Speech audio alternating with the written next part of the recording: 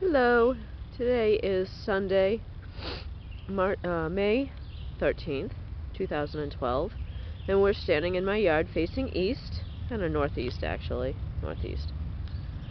And I wanted to show you here, and here, and specifically here, and all around the front yard is just awash in strawberry flowers. And next month, June, the full moon will bring me little baby strawberries. I call it the strawberry moon. And I just wanted to show you how my yard is really just awash in strawberry flowers and how exciting this is for me. I also have a lot of blueberry. That's a little blueberry bush. That's what it looks like from the side. And those right there, those are blueberry flowers. And I'm having blueberries pop up all over the yard this year. I mean, between the strawberries, the blueberries, and the blackberries, all have spread throughout the whole yard, and I'm really very, very, very pleased. You can see little pollinators inside the flowers, inside the strawberry flowers. There's another one right there. Probably just scared it off. But what I'm going to do is I'm going to pull all these up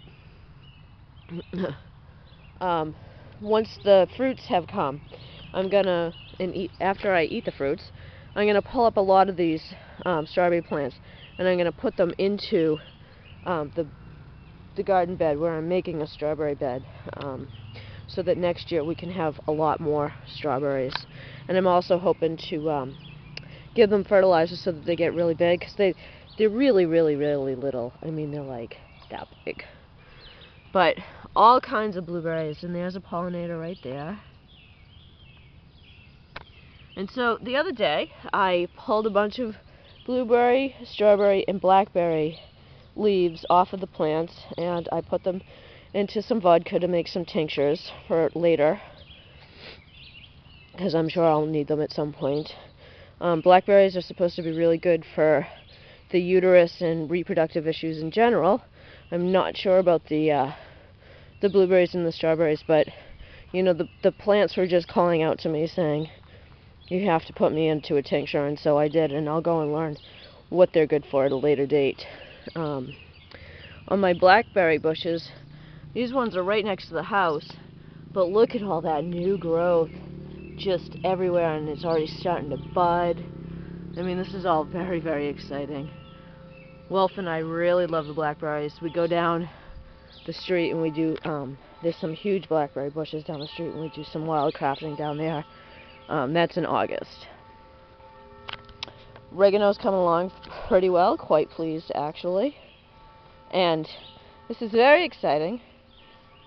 Yesterday I noticed my corn is coming up. See? Woo, yay, corn! There's some right there too. I plant rainbow corn or ornamental corn because I can't, neither Wolf nor I can eat corn. It kills our bellies. It really does a number on our colon, so I don't generally buy corn that I can eat when I'm planting seed. So that's very, very exciting. And here's a strawberry bed that I started just, like a week or so ago, a couple weeks ago actually. And look, they're settling right in. I mean, this is one that I just transplanted, and look at how well it's flowering and stuff. So some of them didn't make it. Some of them are doing really, really well. And I'm really just going to cover this whole thing in strawberry plants. I had a brilliant idea the other day. Actually, it was today. And I think what I'm going to do is, you see these two trees here? This one and this one? I'm going to put rocks all around the base of them, and I'm going to put soil into them, and I'm going to transplant my herbs. My coriander is doing phenomenal. My basil is doing absolutely nothing. And the the lemon balm is doing pretty well. So I think what I'm going to do is transplant them to around the tree when they get bigger, and kind of have a little herb garden going around the trees as a way to, you know, have a little perennial garden. I wanted to show you, excuse me today. Alright, I've already gone for 5 minutes, so I don't want to go much longer because, you know, we all have short attention spans. But, so these are the lilies that'll come up, and I got them from a woman who lives over the mountain. You know, I told you that already. I also planted some lily seed in here, so these are tiger lilies that I get. I haven't seen that the seed is actually doing anything, but the ones that I planted are Easter lilies, I think, so they should come up white, and we'll see.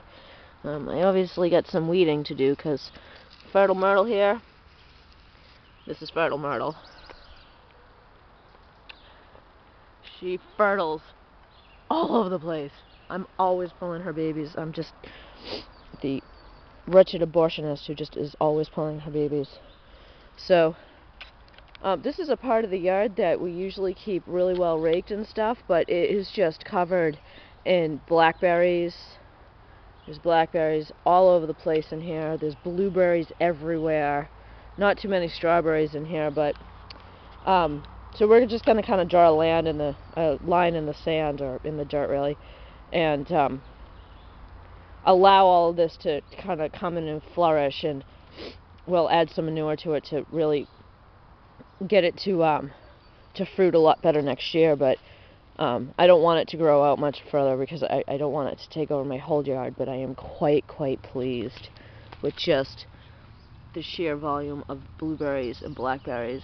There's not a lot of flowers on the blueberries, a lot of flowers on the blackberries though. Blackberries and strawberries I'm going to have a lot of this year. Blueberries are just settling in as a plant. I mean, they're wild too. I didn't propagate them at all, but you know, I certainly will now that they're here, because there's nothing I love more than fruit. It's like my ultimate comfort food is fruit. So, will all this be here if Northern Pass comes through? I doubt it. I don't know how the EM fields will affect all of this plant life here. And don't forget, these are the woods that are going to get cut down if Northern Pass comes through.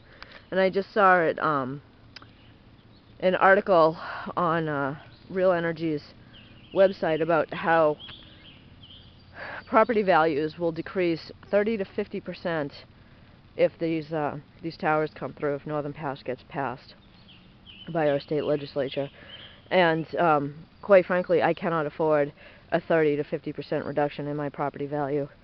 And it also said that they have property owners who live near power lines have longer selling times. It takes longer to sell your home, and we're not trying to sell now, but we did have the house on the market for 2 years, so can you imagine how that'll affect us? Any more than it already is. So that's my video log for today. howlinghill.wordpress.com, at howlinghill on Twitter, and howlinghill on Facebook. Please keep my anonymity. I really do appreciate it. And stand strong against Northern Pass. Thank you.